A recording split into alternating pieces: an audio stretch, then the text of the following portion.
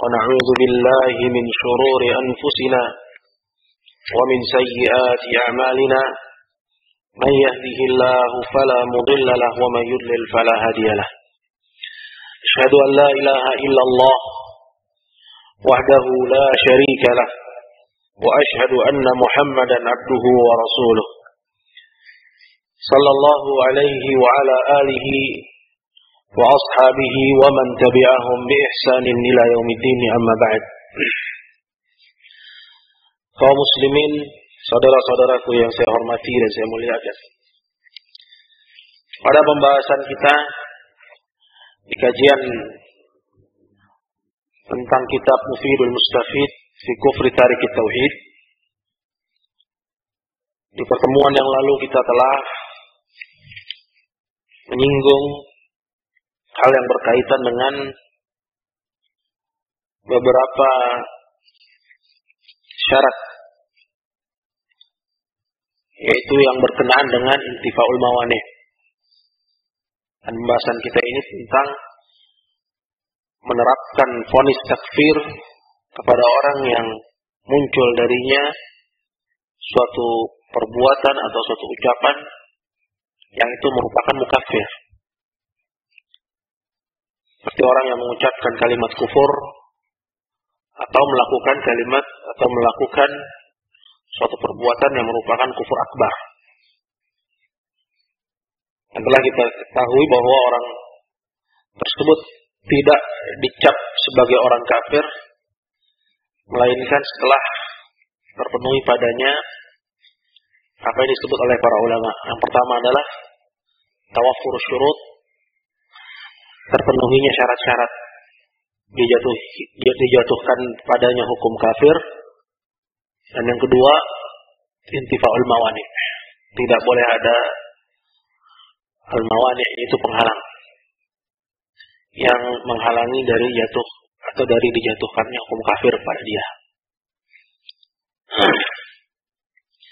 Berkenaan dengan tawaffur syurut, terpenuhinya syarat-syarat, apa saja syarat-syarat itu telah kita bahas. Dan yang kedua adalah intifaul mawani', yaitu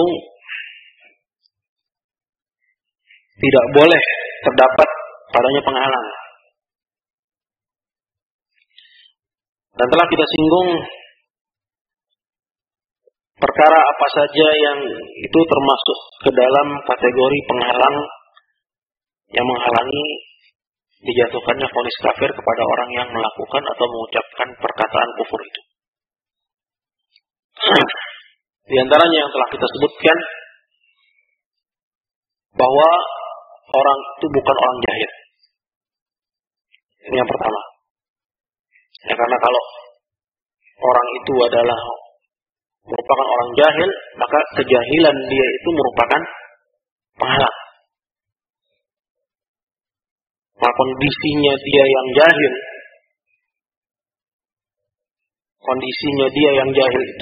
itu menghalangi kita untuk mencap dia sebagai orang kafir meskipun dia melakukan perbuatan kufur.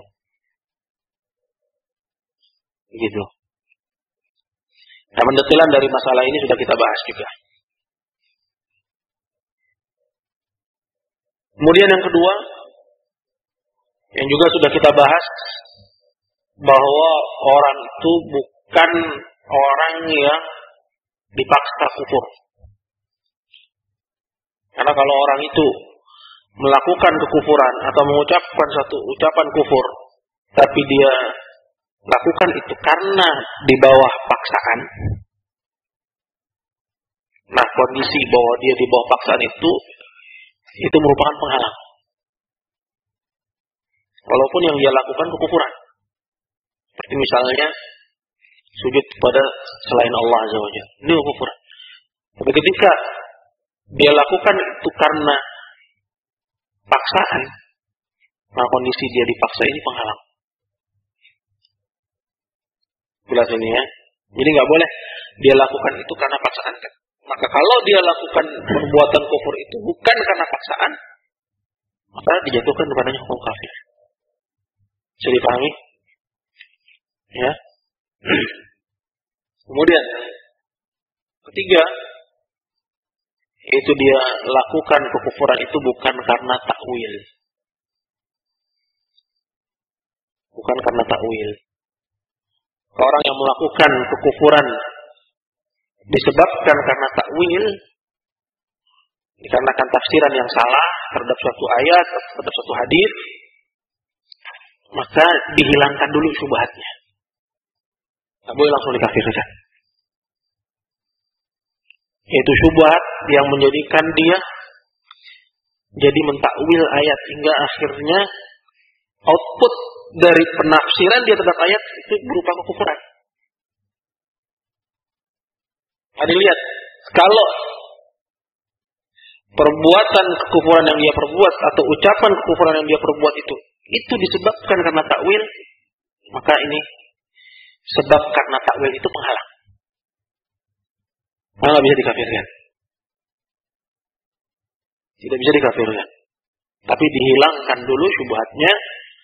Apabila telah terangkat syubhatnya, baru dilihat kembali. Jika dia masih melakukannya, maka dijatuhkan kepadanya hukum kufur, hukum kafir.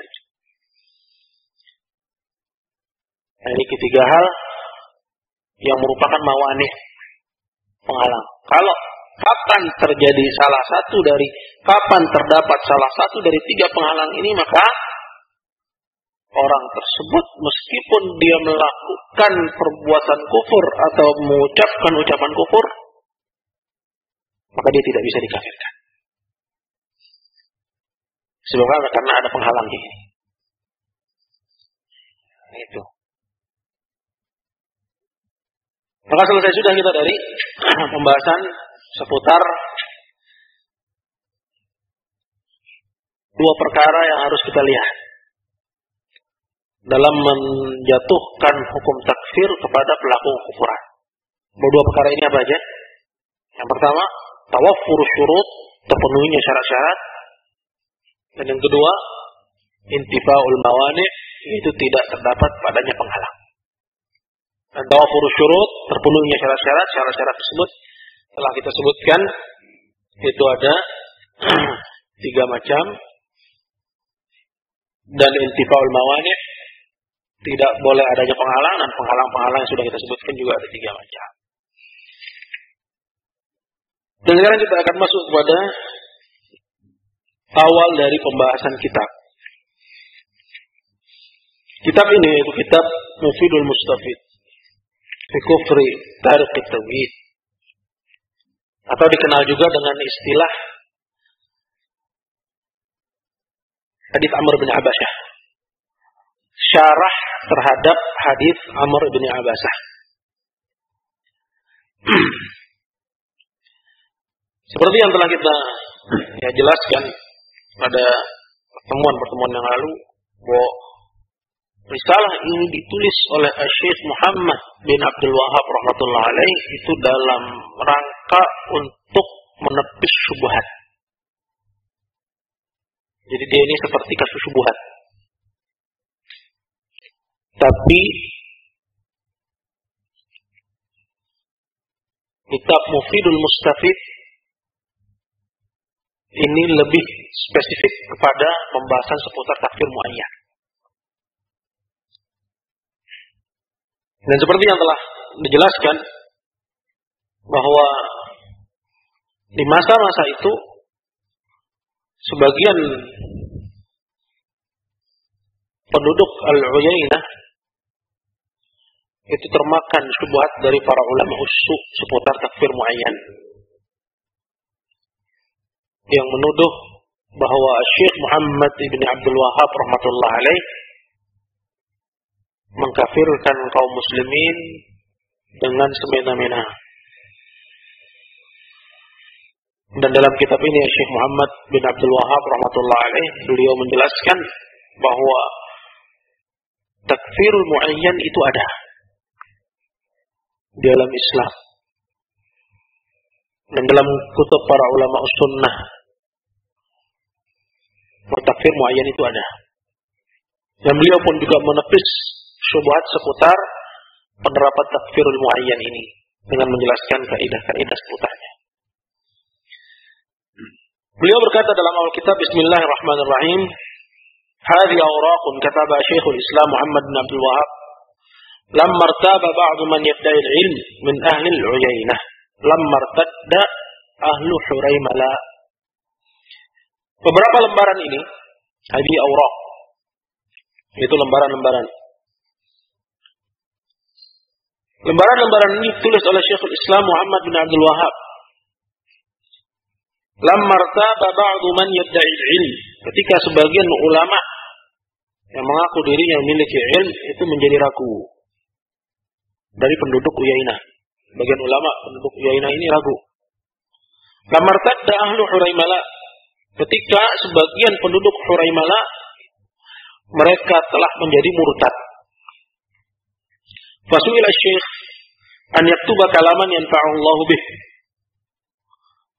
Maka Syekh, itu Syekh Muhammad bin Abdul Wahhab pun, beliau diminta untuk menulis suatu kalimat yang berguna bagi kaum muslimin. Nah, ini sebab ditulisnya kitab ini. Ya.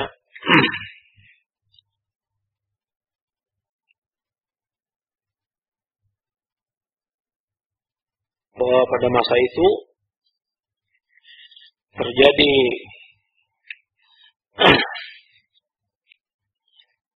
hal yang menjadi syubhat seputar takfirul muayyan. Nah,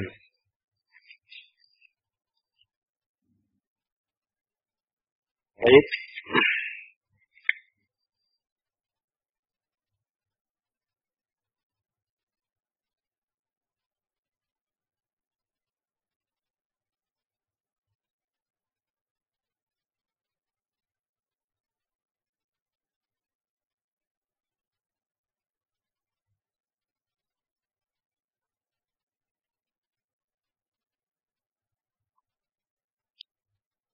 Ini jelaskan di awal muqaddimah yang kita sudah singgung kemarin. Mungkin ada baiknya kita ulang sedikit.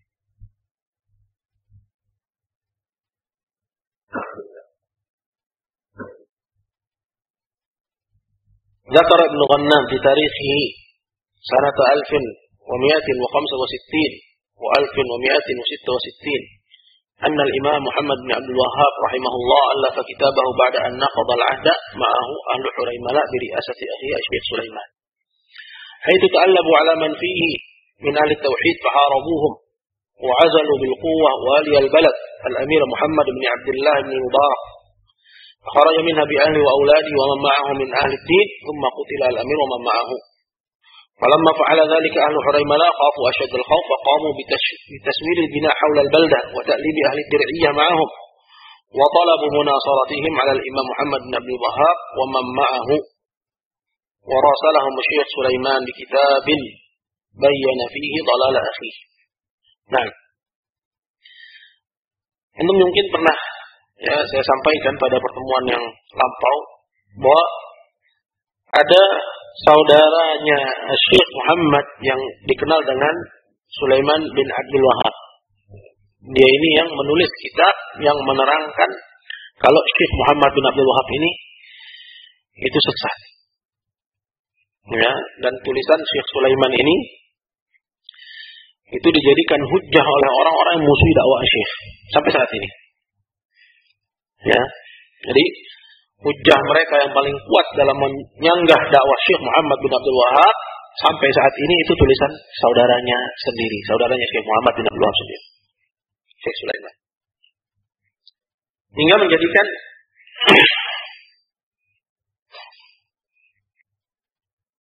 Hingga menjadikan kaum muslimin yang ada pada masa itu ragu terhadap mauqif, yaitu sikap Syekh Muhammad bin Abdul Wahhab rahmatullah alaih dalam memerangi kesyirikan dan mengkafirkan para pelaku kesyirikan. Kemudian terjadilah disebabkan syubhat yang ditebarkan oleh Syekh Sulaiman ini sampai-sampai sebagian orang yang mengaku berilmu dari penduduk Uyainah itu mereka ragu terhadap dakwah Syekh. Ini akibat apa? tulisan yang ditulis oleh Syekh Sulaiman. Ya, ketika penduduk Huraimala itu menjadi murtad, meninggalkan at-tauhid. Kemudian Syekh Sulaiman menyanggah dakwah Syekh Muhammad bin Abdul Wahab, dan dari sanggahan yang ditulis Syekh Sulaiman ini, penduduk Uyainah pun akhirnya ragu dengan dakwah Syekh Muhammad bin Abdul Wahab. Dan akan selalu begitu keadaan di mana al-haq itu selalu ya di-counter oleh orang-orang yang membela berbagai jenis kebatilan. Maka orang yang mengetahui al-haq kapan diperlukan untuk berbicara tentang kebenaran, maka dia harus juga mengcounter kebatilan-kebatilan tersebut dengan ilmu yang dia punya. Hingga tidak disangka yang hak itu adalah kebatilan atau sebaliknya yang batil itu hak. Nah, ketika terjadi hal ini, merombak syubhat dan tuduhan terhadap dakwah Syekh Muhammad bin Abdul Wahab dengan tuduhan yang keji, maka Syekh Muhammad bin Abdul Wahab pun menulis tulisan beliau ini yang dikenal dengan syarah hadis Amr bin Abasah. Karena di awal kitab itu dibawakan hadisnya Amr bin Abasah. Dan juga dikenal dalam beberapa referensi bahwa syarah hadis Amr bin Abasah ini disebut juga dengan kitab Mufidul Mustafid. Seperti itu. Sekarang kita akan baca. Fasuila Syekh an yaktuba kalaman yanfa'u Allah bih.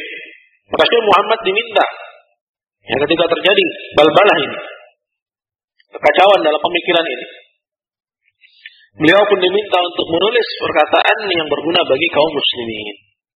Faqala, maka beliau berkata, beliau membawakan hadis Amr bin Abasah di awal kitabnya. Ini kita akan baca hadisnya Amr bin Abasah. Faqala rahimahullah, rawa Muslimun fi sahihihi an Amr bin Abasah as-Sulami. Imam Muslim meriwayatkan dalam sahihnya dari Amr bin Abasah as-Sulami radhiyallahu anhu. Qala kuntu wa ana fil jahiliyah adhunnu anna an-nasa 'ala dhalalah. Kata Amr bin Abasah, dahulu aku di masa jahiliyah, yaitu masa sebelum al-Islam, adhunnu anna an-nasa 'ala dhalalah, aku menyangka kalau manusia mereka itu seluruhnya berada di atas kesesatan. Wa annahum laisu 'ala syai', dan bahwasanya mereka itu tidak berada di atas satu agama yang benar. Wa hum ya'buduna al-awthan, dan mereka beribadah kepada berhala. Ini menunjukkan bahwa Amr ini, kendati pun dia di masa jahiliyah, dia mengamati apa yang ada di sekelilingnya, apa yang terjadi di masyarakatnya.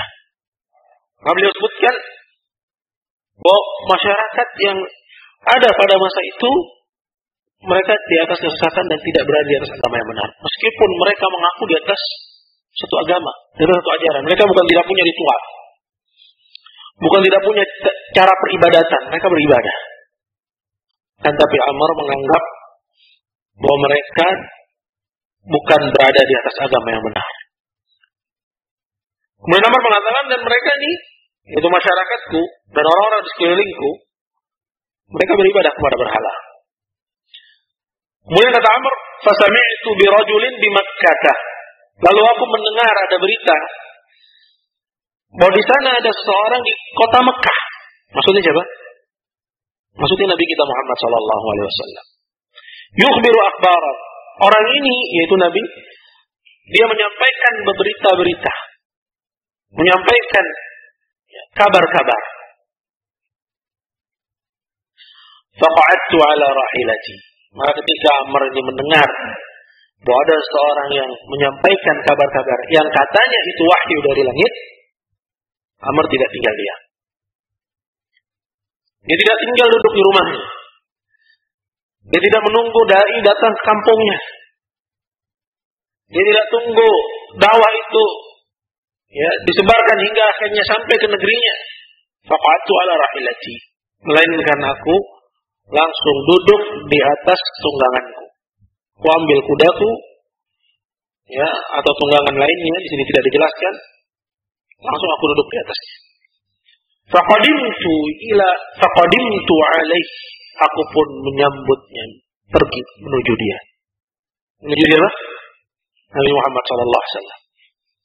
Fa idza Rasulullah sallallahu alaihi wasallam mustakhfiyan jura'u alaihi qaumu. Maka aku dapati Nabi ketika itu, ini mas, yaitu di awal-awal dakwah beliau di Mekah. Rasulullah sallallahu alaihi wasallam dalam kondisi sembunyi. Masih bersembunyi. Karena dakwah pada masa itu orang-orang kufar mengintimidasi kaum muslimin.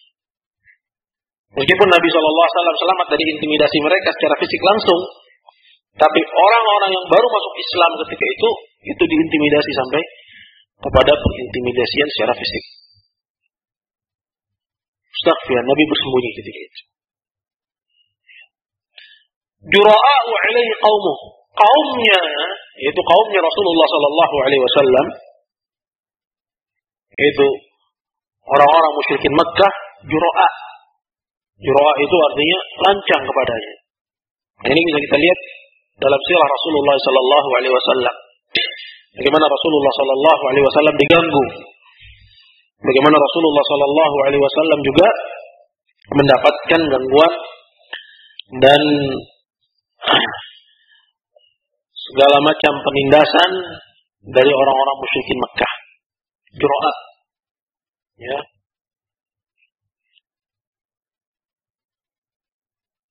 Nah, seperti itu aku dapati Rasulullah ketika itu di Mekah. Fatalattaftu hatta dakhaltu alaihi bi Makkah. Lalu aku pun dengan mengendap-endap mendatangi beliau hingga aku akhirnya bisa menemuinya di kota Mekah. Masya Allah. Ini menunjukkan ya, kepada satu pelajaran yang penting bagi kita, nanti akan disebutkan, akan hirs, kesungguhan dan keingintahuannya seorang Amr bin Abasa yang datang dari kampungnya ketika dia mendengar ada seorang yang kabarnya di Mekah menyampaikan wahyu.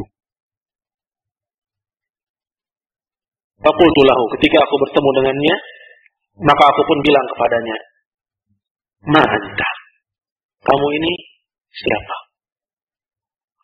Qala ana nabi. Kata Muhammad, aku adalah nabi. Faqultu lahu, lalu aku bilang lagi kepadanya, "Wa ma nabi? Nabi itu apa? Apa itu nabi?"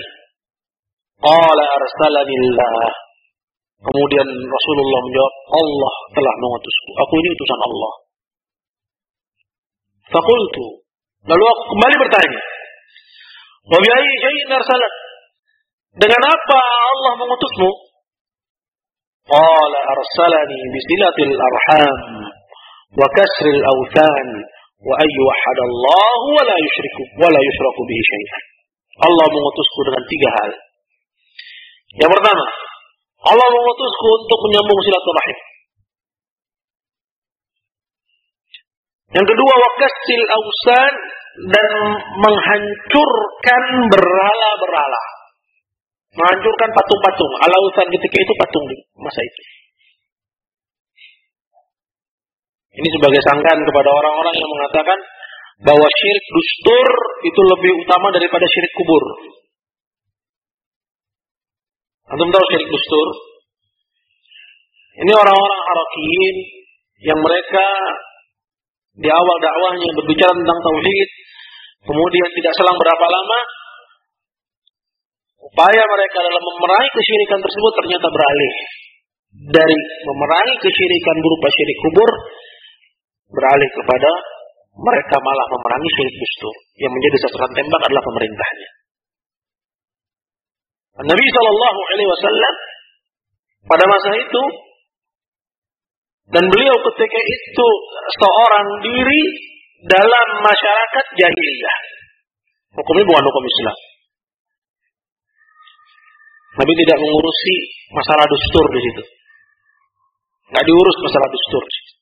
Tapi yang diurus oleh Nabi Shallallahu Alaihi Wasallam itu apa? Adalah kesyirikan dalam perkara ibadah itu. Kesyirikan dalam perkara ibadah.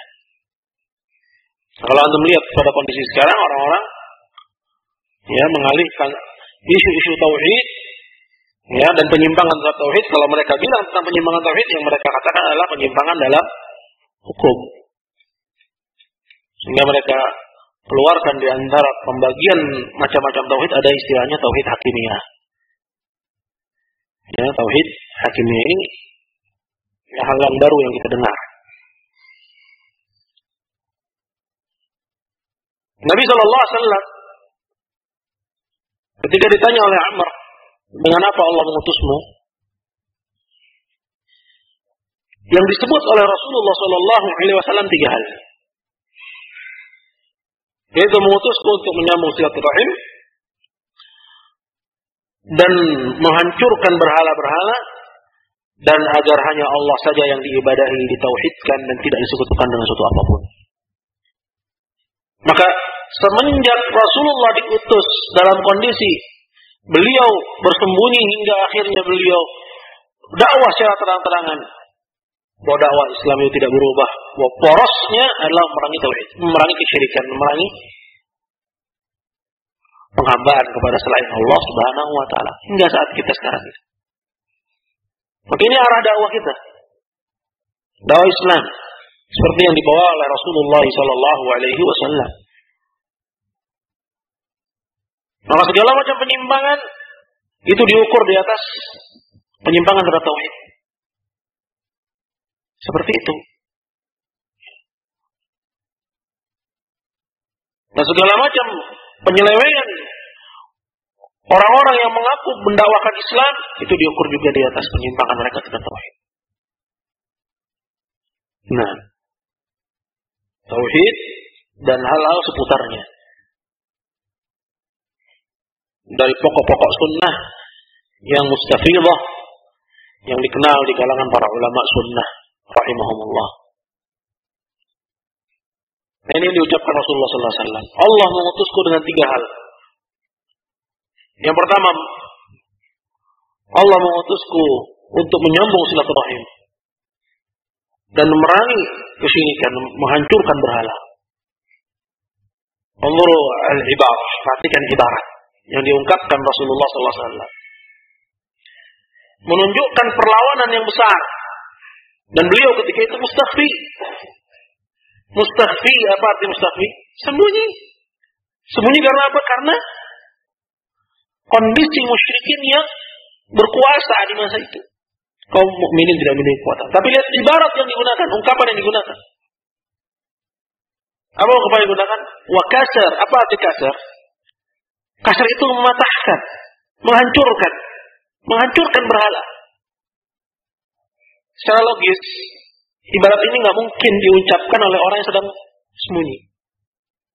Ini menunjukkan dahsyatnya kesyirikan kepada Allah Azza wa Jalla, dan bahwasanya dakwah kepada tauhid itu akan berujung kepada penghancuran berhala-berhala itu, penghancuran patung-patung itu, penghancuran kuburan-kuburan itu.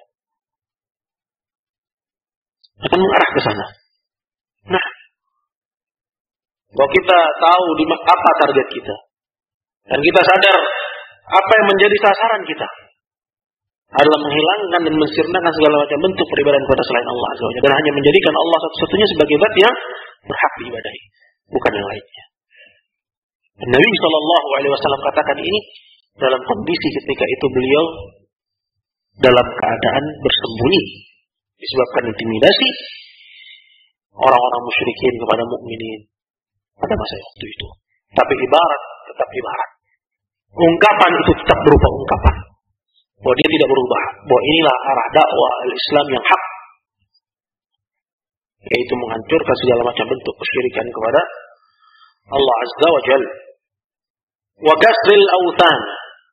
Dan menghancurkan berhala-berhala. Wa an yuwahadallahu la yushraka bihi syai'an. Dan agar hanya Allah yang diibadahi dan tidak disekutukan dengan suatu apapun. Qultulahu, maka Amr pun berkata lagi, "Faman ma'aka 'ala hadza?" Siapa yang bersamamu di atas ajaran ini? Karena ajaran yang kau bawa ini adalah ajaran yang berbeda dengan kaum yang sekarang mereka itu ada dan mereka mayoritas. Kau membawa hal yang berbeda. Kau menentang ajaran yang sekarang ini itu adalah menjadi sebuah panutan, sebuah tradisi yang diikuti. Siapa yang bersamamu di atas ajaran ini? Kau punya teman yang juga berdakwah kepada ajaranmu ini? Maka kata Rasulullah, qala hurrun wa abd. Satu orang bebas, bukan budak, dan satu lagi budak. Hurrun wa abd. Nah, itu yang dijawab oleh Rasulullah sallallahu alaihi wasallam, bahwa pada masa itu dan pada waktu itu tidak ada Rasulullah sallallahu alaihi wasallam memiliki selain daripada dua orang. Yang satu adalah hamba sahaya dan yang satu adalah orang yang merdeka. Akan tapi dakwah tetap merupakan dakwah, bahwa garisnya tidak berubah. Bahwa Allah Azza wa Jalla telah mengutus nabinya dengan la ilaha illallah, dan bahwa dakwah itu memiliki arah dan sasaran yang jelas.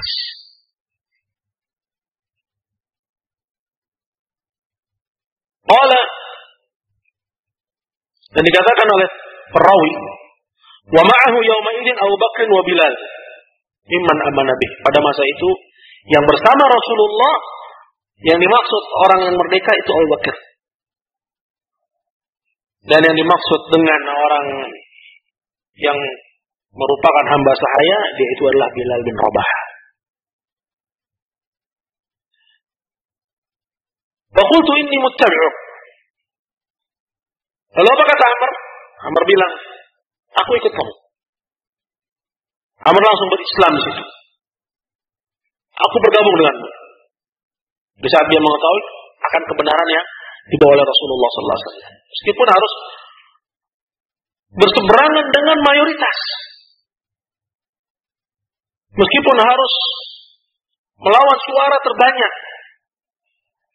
Karena kebenaran itu tidak melihat kepada jumlah pengikut. Itulah keberanian seorang Amr.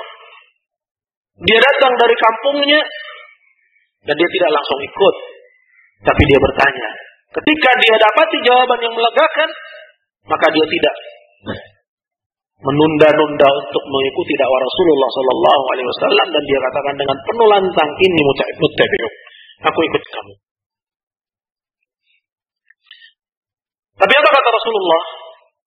Beliau berkata, innaka la tastati'u dzalika yaumaka hadza. Sesungguhnya kamu enggak mampu sekarang ini. Karena kondisi dakwah dalam kondisi sempit. Dalam keadaan terjepit. Intimidasi dari musyrikin begitu keras, kamu enggak kuat. Ikut aku. Kata Rasulullah, ala tara hali wa halan nas. Tidakkah kamu saksikan kondisiku sekarang yang bersembunyi, dan bagaimana kondisi manusia mayoritasnya seperti apa? Kerusakan mendominasi. Walakin irji' ila ahlik, tapi sekarang pulang aja dulu kamu. Pulang ke keluargamu.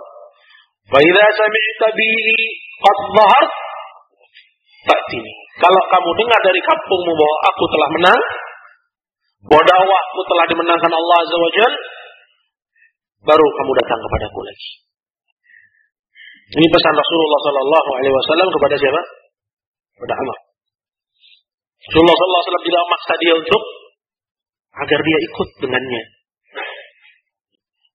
Yang padahal secara logika, seorang yang enggak punya teman, datang teman, ya udah ikut. Ya, biar nambah banyak. Tapi dilihat kepada kondisinya oleh Rasulullah SAW, bahwa ini enggak akan mampu. Maka Rasulullah menyuruh Amr untuk pulang aja. Sembunyikan keislamanmu, tapi pantau berita. Kalau kamu dengar bahwa dakwahku telah dimenangkan Allah, baru kamu bergabung. Qala fadhhabtu ila ahli, kata Amr, lalu aku pun pulang menemui keluargaku. Wa qadima Rasulullah sallallahu alaihi wasallam Madinah. Dan Rasulullah sallallahu alaihi wasallam setelah itu pun dimenangkan oleh Allah. Beliau hijrah ke Madinah.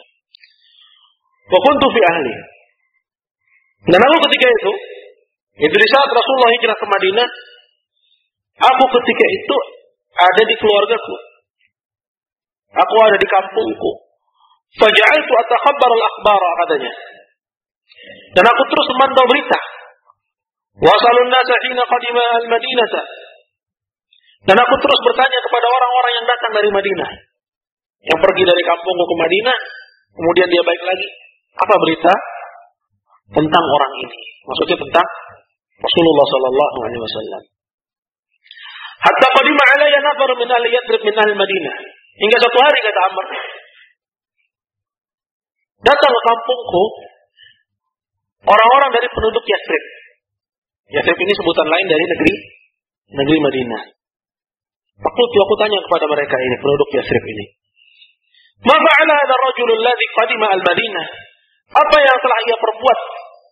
Yaitu orang yang dia telah hijrah ke Madinah ini, apa yang sudah ia perbuat di sana? Lalu penduduk Yathrib ini pun berkata, "An-nasu ilaihi sira'. Wa qad arada qaumuhu qatlahu, falam yastati'u dzalik." Maka dikatakan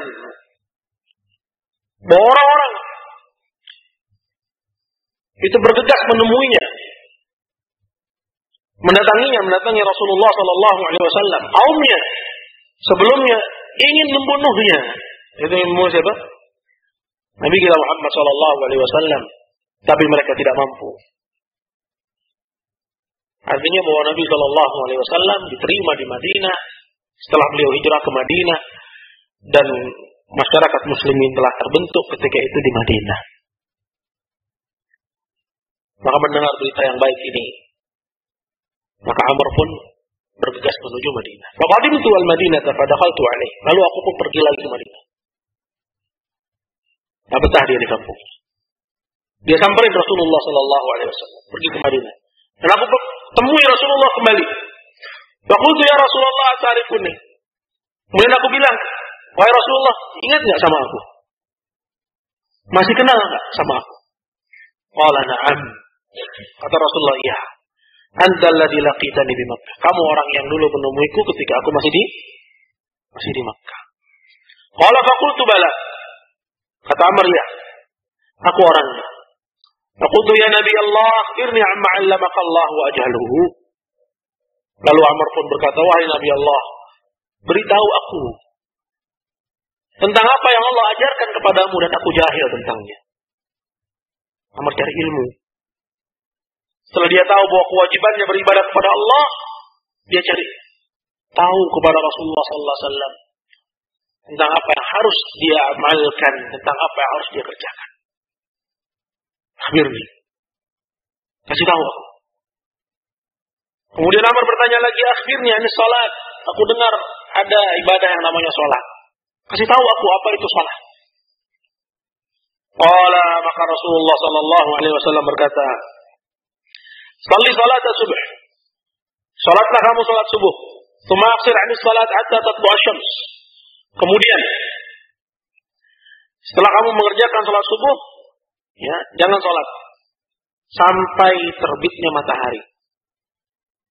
Hatta tatlu' asy-syams. Sampai matahari itu terbit, hatta tartafi'ah. Sampai matahari itu naik. Ya, bukan cuma terbit, tapi sampai dia naik. Fa inna tatlu baina qarnay syaitan wa hina idzin yasjudu lahal kuffar. Karena matahari itu dia terbit. Ketika dia terbit, posisinya adalah di antara dua tanduk syaitan. Dan pada waktu terbitnya matahari itu, kamu jangan salat. Kenapa? Karena pada waktu itu orang-orang kafir sujud kepada matahari. Ini orang-orang kafir itu sujud kepada matahari. Tsumma shalli. As-salata mashhudatun mahdhuratun hatta yastaqilla adh-dhill bir-rumh. Kemudian salatlah lagi.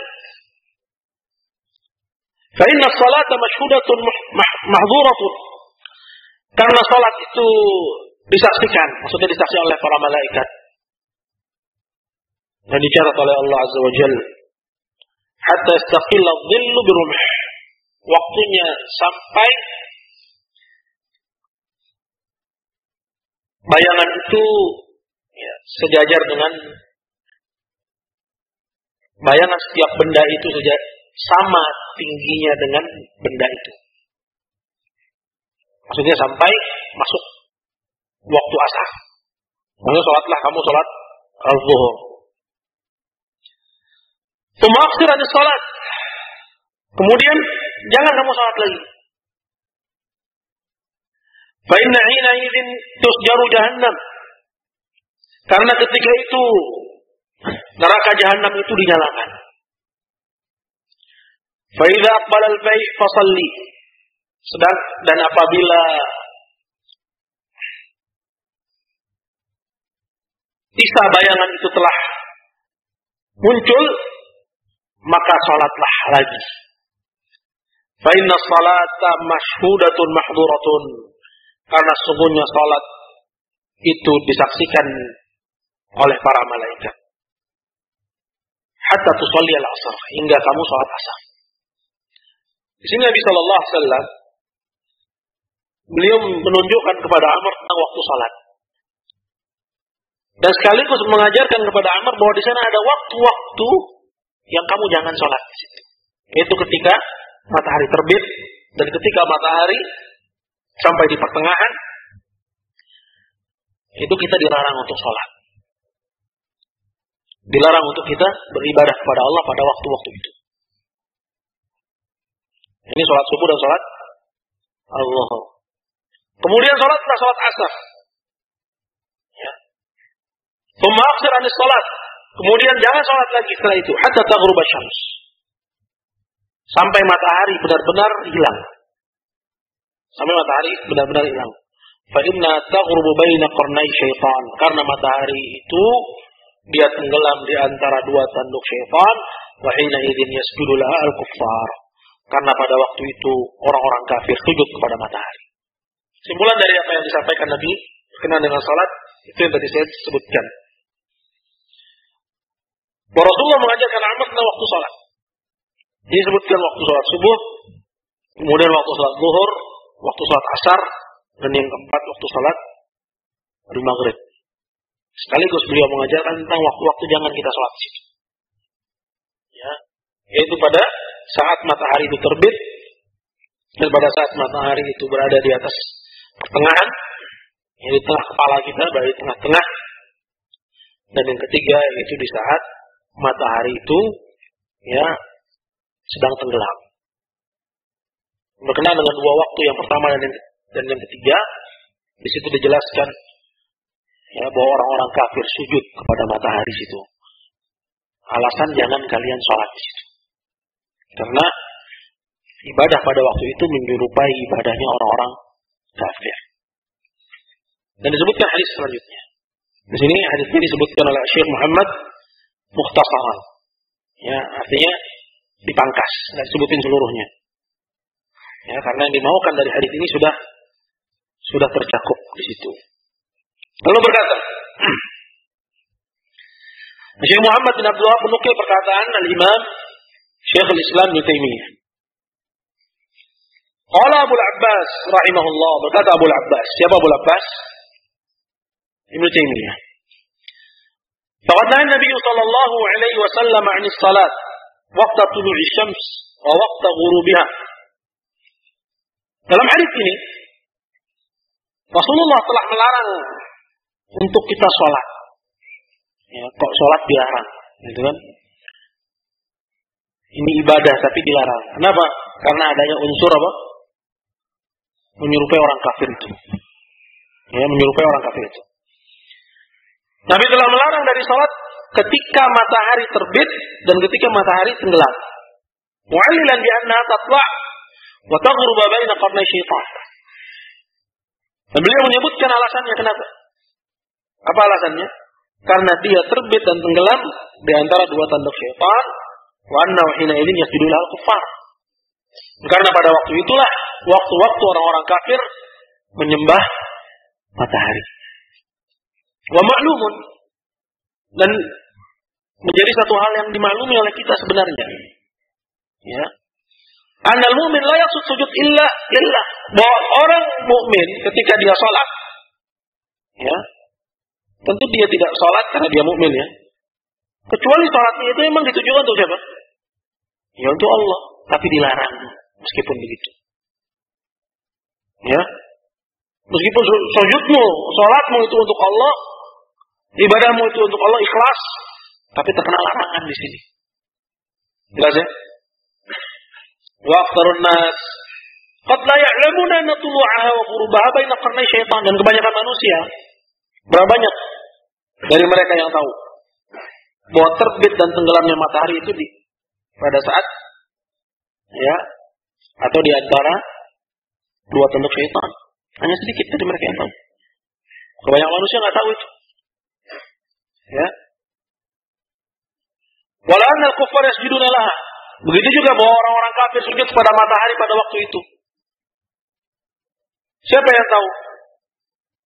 Hanya sedikit yang tahu. Mayoritas tahu, mayoritas nggak tahu.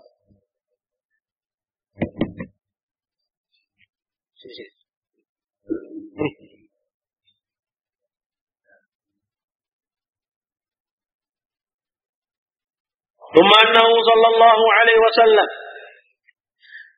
نهى عن الصلاة في هذا الوقت حسما لمادة المشابهة بكل طريق. Tapi Nabi tetap melarang meskipun sholat yang kamu lakukan itu apa?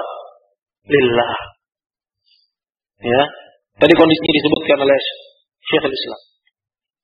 Hanya sedikit yang tahu bahwa pada waktu terbit dan tenggelamnya matahari itu dia terbit dan tenggelam di antara dua tanduk syaitan. Hanya sedikit. Dan hanya sedikit manusia yang tahu ya bahwa terbit dan tenggelamnya pada waktu-waktu itu orang-orang kafir sujud pada matahari. Begitu juga kondisi yang ketiga, bahwa orang mukmin ya, yang namanya dia mukmin pasti dia sujud untuk Allah Subhanahu wa taala, bukan sujud untuk matahari. Tapi Nabi tetap melarangnya. Kenapa? Hasman limaddatil musyabah bi kulli tariq. Dalam rangka untuk mencegah unsur-unsur musyabah, unsur-unsur menyerupai orang-orang kafir dengan jalan apapun. Dengan jalan apapun. Makanya kita sering dapatin orang-orang yang tidak mengerti, ya ketika kita katakan bahwa ini tasyabuh, mereka akan katakan apa? Yang penting kan niat. Ya, yang penting kan hati. Ya. Tapi ini tidak menjadi ukuran oleh Rasulullah sallallahu alaihi wasallam. Ya. Karena tentunya mukmin pasti dia kalau salat untuk Allah azza wajalla. Ya. Karena Allah azza wajalla. Ditambah lagi nggak ada yang tahu, siapa yang tahu? Hanya sedikit minoritas yang tahu kalau pada waktu-waktu itu matahari terbit dan tenggelam di antara dua tanduk syaitan. Dan hanya sedikit manusia yang tahu bahwa di saat-saat itu orang kafir sujud pada matahari. Mayoritas mukminin nggak tahu. Hanya orang-orang yang belajar aja yang tahu. Tapi Nabi tetap melarang. Wa min hadzal bab, kata Ibnu Taimiyah, dan dari titik tolak ini, annahu kana idza shalla ila 'udin aw 'amudin ja'alahu 'ala hajibihi al-ayman. Bahwa apabila seorang ingin salat menghadap sutrah, apakah sutrahnya itu ya berupa kayu atau amud atau berupa tiang masjid, ja'alahu 'ala hajibil ayman, dia jadikan sebelah kanannya. La yas'au 'ala al-aisar, atau dijadikan sebelah kirinya. Ya, lam yasmut lahu samda, tidak dijadikan seolah-olah dia sujud kepada tiang. Dia dijadikan seolah-olah dia sujud kepada tiang, tapi agak sedikit saja. Apakah sebelah kanan sedikit atau sebelah kiri sedikit? Walihada nahana sa'ila ma ubida min dunillah fil jumlah. Begitu juga kalau kita lihat pada dalil yang lain. Nah, ini satu dalil. Ada yang terdapat larangan dari tasyabuh dengan orang-orang kafir. Tasyabuh dengan cara peribadahan orang-orang kafir. Kalau kita lihat dalil yang lain, ya Rasulullah SAW juga melarang dari sholat. Ya kepada ma'ubida min dunillah fil jumlah, kepada apapun yang itu diibadahi oleh orang-orang kufar, orang-orang musyrikin selain Allah Azza wa Jalla. Ya, salat menghadap kuburan, ya meskipun karena Allah Azza wa Jalla.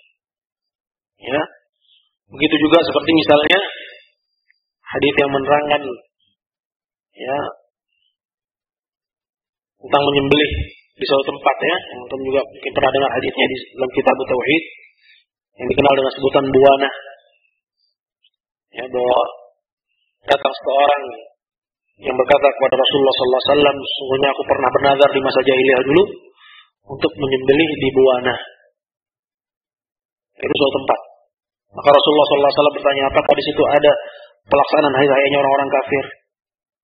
Atau adakah di sana ya sesembahan-sembahan orang kafir yang diibadai selain Allah? Maka ketika dikatakan tidak ada, maka Rasulullah sallallahu alaihi wasallam pun mengatakan, silakan kau menyembelih. Menyembelih unta yang kamu niatkan. Kita tahu bahwa seorang mukmin ketika dia menyembelih untuk Allah, tapi ketika dia menyembelih di tempat ya di mana di situ dilaksanakan peribadahan kepada selain Allah, jatuh dalam tasyabuh dilarang. Seperti itu. Dan dari sini kita aneh kepada sebagian orang yang mereka tasyabuh dengan orang-orang kafir dalam masalah ini. Lihat orang-orang partai beberapa waktu yang lalu. Bagaimana mereka? Ya, dalam rangka untuk mencari suara untuk 2014. Ini orang-orang yang tahu sebenarnya. Orang-orang yang mengerti, bukan orang yang nggak mengerti. Ya, mengerti tauhid, akan tapi mereka langgar tauhid itu. Mereka datang ke makam-makam di mana orang-orang musyrikin melakukan kesyirikan di situ. Dia lakukan meskipun niatnya karena Allah, tapi cara castingnya, ya, castingnya orang-orang melihat itu sama. Tujuannya apa? Tujuannya dunia. Nah, ini menunjukkan akan lemahnya tauhid mereka. Ayo hadirin mulia Allah. Walihada naha 'anis salat ila ma ubida min dunillahi bil jumlah.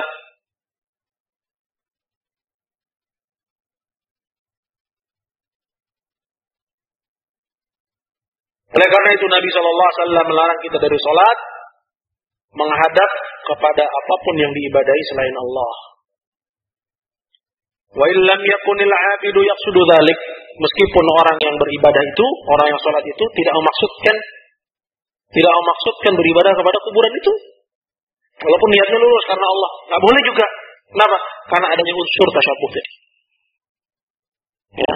Orang-orang sering datang ke makam fulan dan makam itu biasa dikeramatkan. Orang-orang biasa menyembelih selain Allah di situ. Kita datang ke sana ya, tapi dengan niat misalnya ya untuk berdoa katanya. Untuk mendoakan si mayit sehingga jatuhlah kita ke dalam tasyabuh seperti apa yang dilakukan oleh orang-orang musyrikin yang biasa melakukan kesyirikan di tempat itu. Orang-orang menyangka bahwa kita melakukan seperti apa yang dilakukan oleh mereka. Nah, atau seperti hadis yang tadi saya sebut, hadis Thabit bin Dhahhak, itu menyembelih di tempat orang-orang musyrikin biasa menyembelih untuk selain Allah. Terus kita menyembelih sembelihan kita karena Allah. Maksudnya menyembelihnya karena Allah, tapi di tempat itu, ya, di tempat orang selalu melakukan pesugihan, boleh? Boleh. Kenapa? Karena terjadi unsur tasyabuh di situ. Terdapat unsur tasyabuh di situ. Oleh ada yuna'an sujud lillah baina yadir rajul. Oleh karena itu juga dilarang kita dari sujud untuk Allah di hadapan orang. Sujud karena Allah tapi menghadapnya ke orang. Wa illam yaqsud istajid dzalik. Meskipun orang yang sujud itu tidak memaksudkan hal yang demikian. Dia tidak maksud untuk beribadah kepada orang itu. Dia beribadah kepada Allah. Nah, tapi karena dia sujudnya kepada orang, maka ini dilarang. Lima fihi min musyabahati sujud li ghairillah, karena pada yang demikian itu terdapat kesamaan. Ya, seperti orang yang sujud untuk selain Allah. Intah kalam Abil Abbas rahimahullah. Selesai sudah perkataan Ibnu Taimiyah. Ya, kita ambil sedikit menit lagi ya. Sedikit lagi. Khamsah daqaiq. Jam berapa Isya zuhurnya?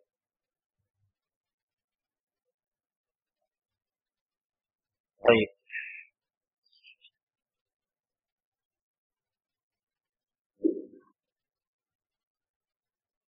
Baik, naktafi insyaallah.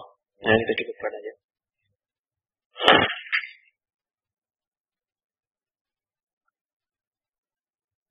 Jazakumullah khairan ala istimaikum. Insyaallah kita sambung pada pertemuan yang akan datang. Wallahu ta'ala a'la wa a'lam. Subhanakallahumma wa bihamdika asyhadu an la ilaha illa anta astaghfiruka wa atubu ilaik. Assalamualaikum warahmatullahi wabarakatuh.